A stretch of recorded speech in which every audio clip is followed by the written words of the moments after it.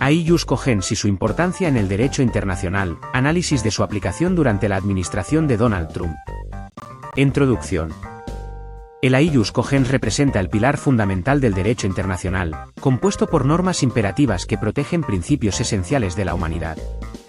Estas normas son inderogables y obligatorias para todos los estados, independientemente de su voluntad. Entre las disposiciones reconocidas como Aiyus Cogens se encuentran la prohibición de la tortura, el genocidio, la esclavitud, los crímenes de guerra y los crímenes de lesa humanidad. Su objetivo es salvaguardar la dignidad humana y garantizar la estabilidad de la comunidad internacional. Características del Aiyus Cogens. Las normas de Aiyus Cogens tienen ciertas características distintivas. Inderogabilidad, no pueden ser modificadas ni suspendidas por acuerdos entre estados. Jerarquía superior, prevalecen sobre cualquier otra norma del derecho internacional. Universalidad, son reconocidas y aceptadas por la comunidad internacional en su conjunto. Efectos erga omnes, su incumplimiento genera responsabilidad internacional y obliga a los estados a actuar en consecuencia. El pensamiento crítico se refiere a la capacidad de pensar claramente y racionalmente. Y comprende la conexión lógica entre las ideas. Aquí está cómo cultivar tu pensamiento crítico. El pensamiento crítico juega un papel vital en nuestras actividades diarias. Nos ayuda a evaluar críticamente la información, tomar decisiones inteligentes. Y ayuda a resolver eficazmente los problemas de la vida diaria.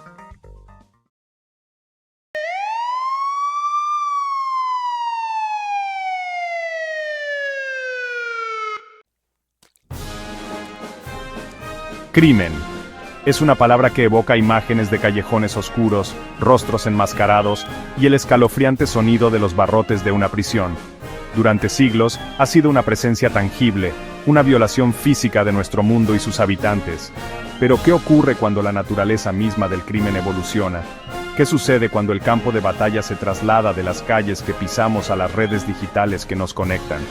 Esta es la nueva realidad a la que nos enfrentamos.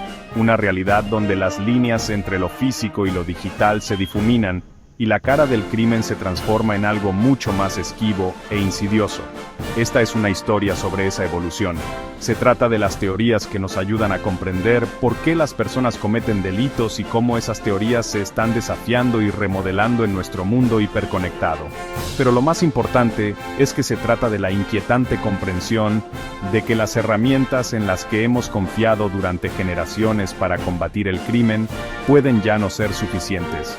Acompáñanos ahora en un viaje al corazón de esta transformación digital, explorando el panorama cambiante del crimen y las preguntas existenciales que plantea para la justicia en el siglo XXI. Nuestra exploración comienza en el corazón de la ciudad, donde se sembraron por primera vez las semillas de la comprensión sociológica sobre el crimen. A principios del siglo XX, un grupo de sociólogos de la Universidad de Chicago comenzó a observar el crimen de una manera radicalmente nueva. No se conformaban con simplemente estudiar al criminal.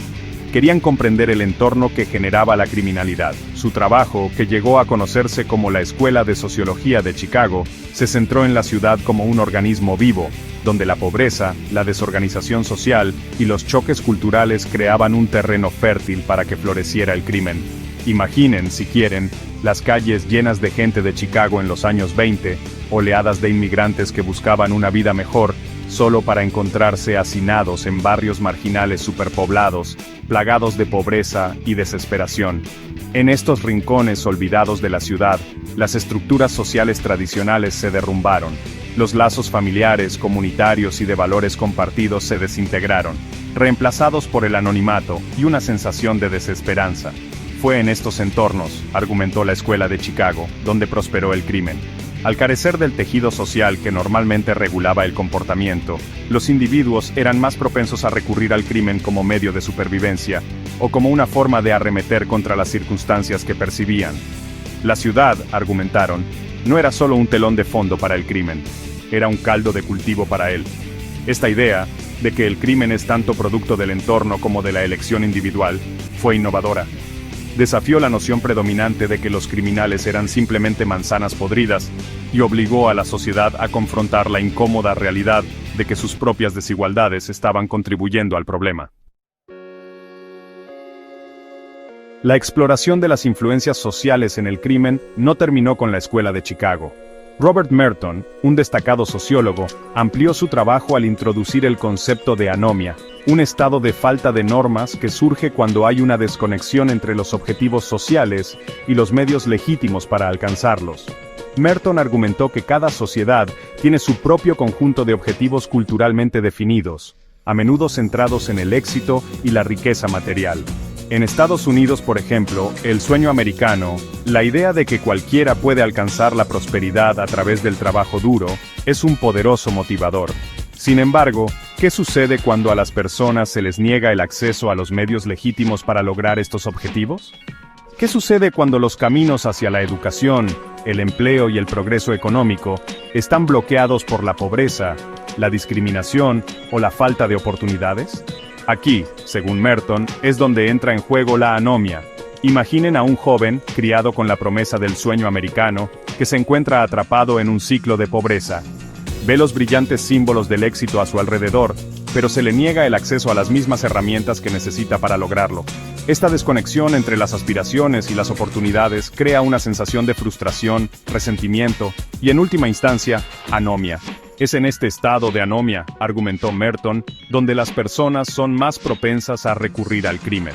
Pueden innovar, encontrando formas nuevas y a menudo ilegales de lograr sus objetivos, o pueden retirarse por completo, rechazando tanto los objetivos como los medios de la sociedad. Independientemente del camino que elijan, el mensaje subyacente es claro.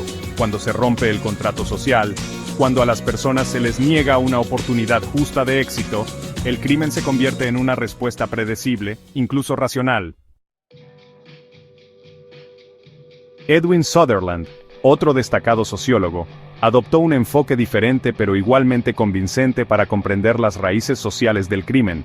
Argumentó que el comportamiento criminal, como cualquier otro comportamiento, se aprende a través de la interacción social. Su teoría de la asociación diferencial propuso que los individuos aprenden no solo las técnicas del crimen, sino también las motivaciones y racionalizaciones que lo justifican.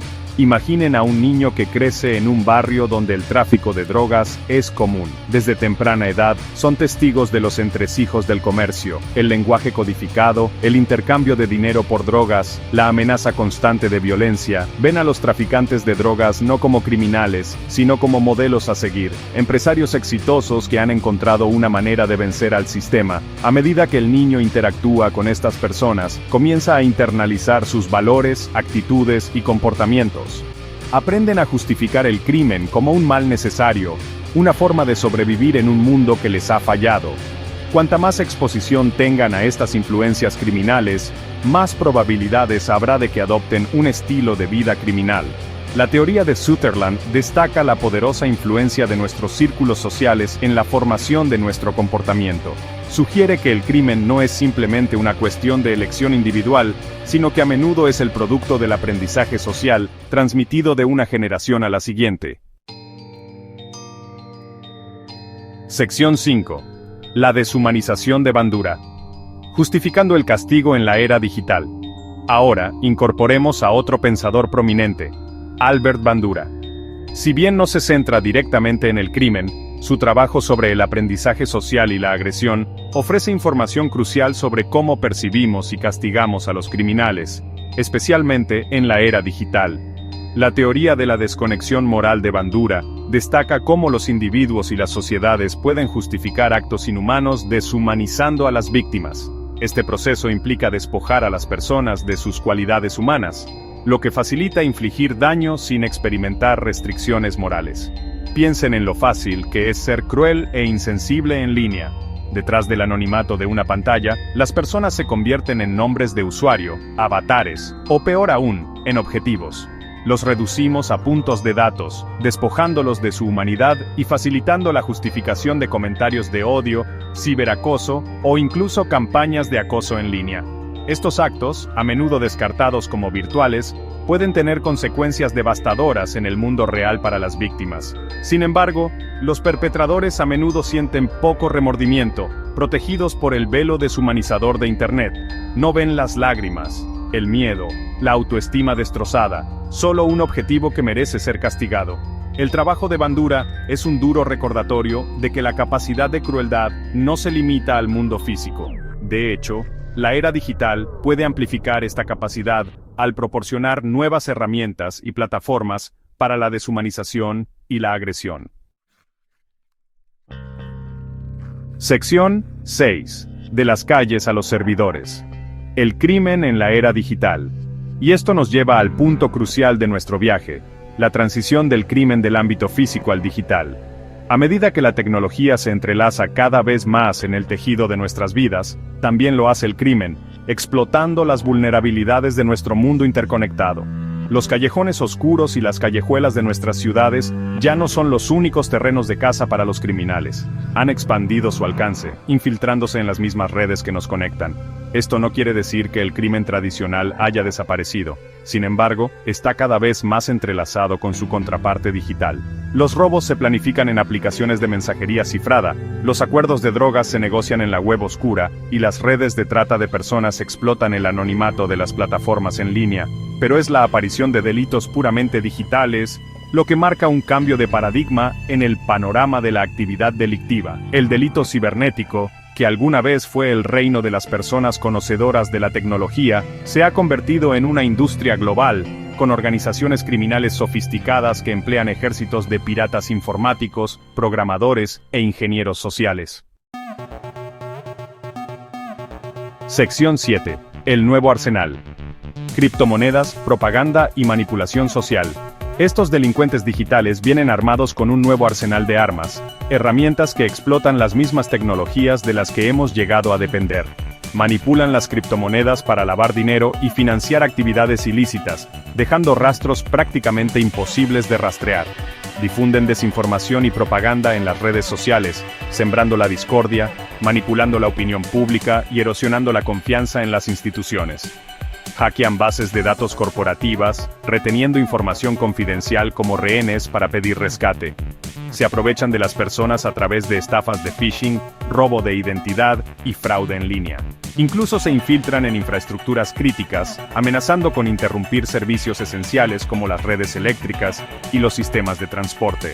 El anonimato y el alcance que ofrece Internet han empoderado a estos delincuentes digitales, permitiéndoles operar a través de fronteras y jurisdicciones con relativa impunidad. Son los fantasmas de la máquina, acechando en las sombras del ciberespacio, sus acciones a menudo invisibles hasta que es demasiado tarde. Sección 8. El control del algoritmo. El poder se desplaza de lo físico a lo digital. Esta transformación digital del crimen tiene profundas implicaciones para el equilibrio de poder. En el pasado, el control sobre los espacios físicos, calles, barrios, ciudades, era primordial para mantener el orden y combatir el crimen. Pero hoy, ese poder está cambiando. Ya no se trata únicamente de quién controla las calles.